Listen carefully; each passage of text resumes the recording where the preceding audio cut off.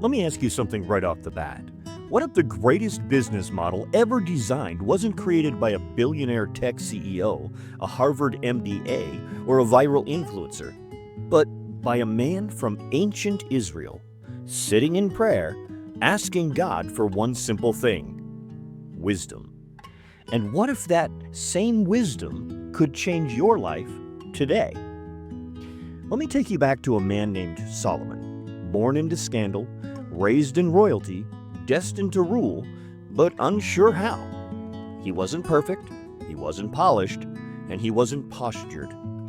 When God offered him anything, Solomon didn't ask for money, fame, or power. He asked for wisdom to serve well. That one decision became the launch pad for unimaginable wealth, unshakable influence, and generational impact. And here's the kicker: Solomon didn't build his success on speed. He built it on principles, and those principles, well, they still work today.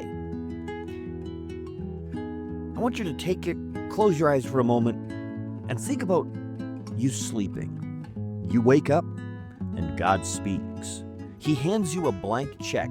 Ask me anything, he says. Whatever you want, I'll give it. What would you ask for? Most of us would ask for relief, security, a breakthrough. But Solomon didn't ask for more. He asked to become more.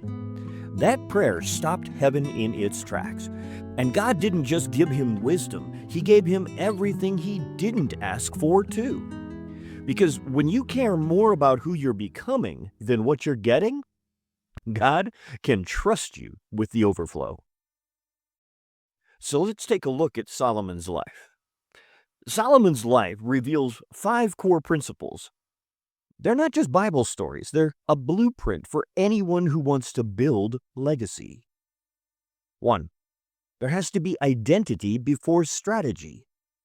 Solomon didn't chase fame, he became someone worth following. Who you are matters more than what you do. The second was serve before selling. Solomon gave value before asking anything in return. That's why people traveled from nations all around just to hear him speak. There was a premium value that commanded a premium honor. He didn't lower his standards, he raised them, and then the world met him there. The fourth principle is documentation and duplication. He wrote 3,000 proverbs and 1,005 songs. He built a content library before content was even cool.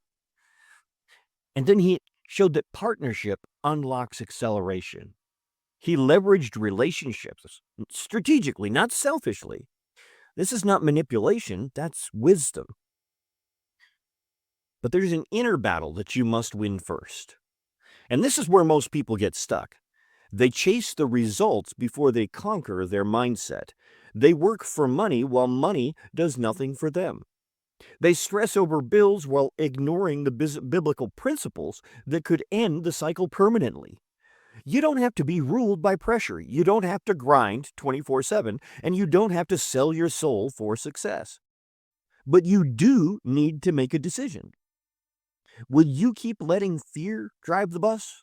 Or will you invite God into your decisions, your business, and your goals? And ask the same questions that Solomon did. Lord, give me the wisdom to do what you put me on this earth to do in a way that pleases you and serves others as well. That prayer, it is the hinge on which your entire future swings. Now there's a turn. What can you do today? Now what? You don't need more followers. You don't need a funnel. You don't need a perfect plan. Here's what you do need: a moment of clarity, a posture of humility, and a deep desire to become who God called you to be. Then just start simple. Write down what you know.